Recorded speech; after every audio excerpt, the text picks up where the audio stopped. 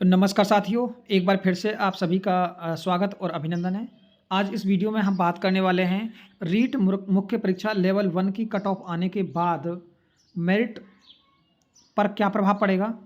आप लोगों को साफ झलक गया है कि कर्मचारी चयन बोर्ड ने जो आंसर की अपनी डाली थी, उसके बाद में अब रिजल्ट जो जारी किया है, यानी जो जनरल की हिंदी की जो लेवल 2 की मेरिट बताई जा रही थी और लेवल 1 की मेरिट बताई जा रही थी, उसमें कितना फ़र्क पड़ा है। तो मैंने आपको बोला था कि 105 से और 110 से ये एवरेजन था जनरल कैटेगरी का, जबकि इसके 10 से जो ये लास्ट वाला क्राइटेरिया ना, इसके भी 11 क्वेश्चन कम मेरिट गई है। इसका मतलब सभी एनालिसिस धरे के धरे रह गए और सभी यूट्यूब पर फेल हो गए, सभी कोचिंग संस्थान फेल हो गई।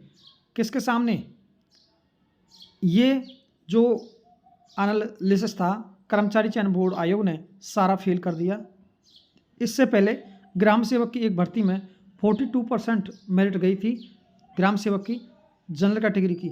एससी की 34% मेरिट रही थी, तब लोग इसे 60% बता रहे थे। तो आप लोग देख पा रहे होंगे।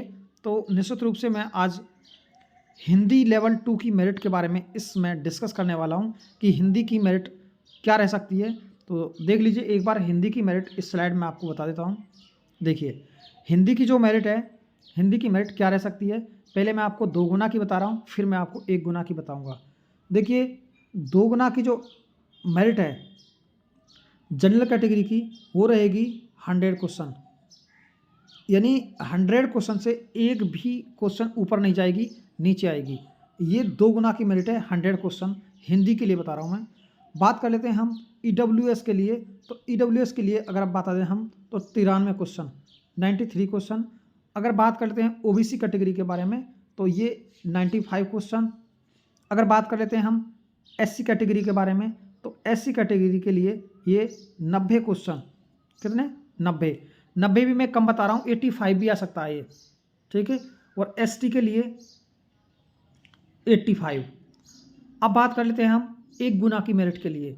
1 गुना की मेरिट में अगर हम बात करें, तो जनरल कैटेगरी की मेरिट 103 क्वेश्चन, मैं एक बार 104 रख देता हूँ। देखिए 104, इससे आगे नहीं जाएगी। 104, 93, और ये जो ईडब्ल्यूएस की मेरिट है, ये सिर्फ 95 ही जाएगी, इससे आगे नहीं जाने वाली है। और जो ओबीसी की मेरिट है वो 98 रहेगी, 98। और एससी की जो मेरिट है, एससी कैटेगरी की जो मेरिट है वो रहेगी 92 क्वेश्चन। और जो ओबीसी की मेरिट है, या सॉरी एसटी की मेरिट है, वो एसटी की मेरिट रहेगी 88 क्वेश्चन। देखिए एक बार मैं फिर से एनालिसिस करा देता हूँ। 2 गुना की जो मेरिट है वो ये है 100 question general category, EWS 93, OBC 95, SC 90 और एसटी 85 क्वेश्चन काट पीट कर बैठ रहे हैं। तो आप 2 गुना में शामिल होंगे, अपने डॉक्यूमेंट तैयार रखें। बात कर लेते हैं हम एक बार फिर से 1 गुना की मेरिट। तो 104 से अधिक नहीं जाएगी जनरल कैटेगरी की।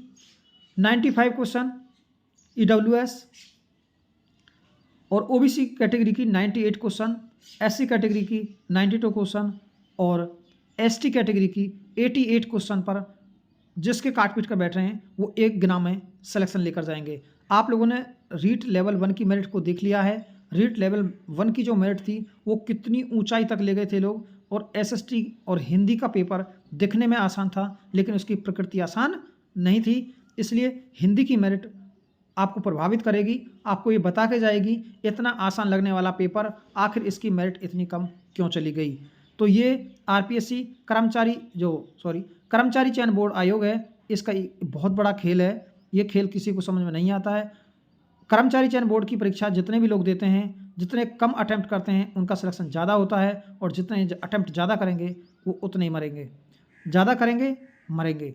निश्चित रूप से उनकी मेरिट बहुत कम जाती है।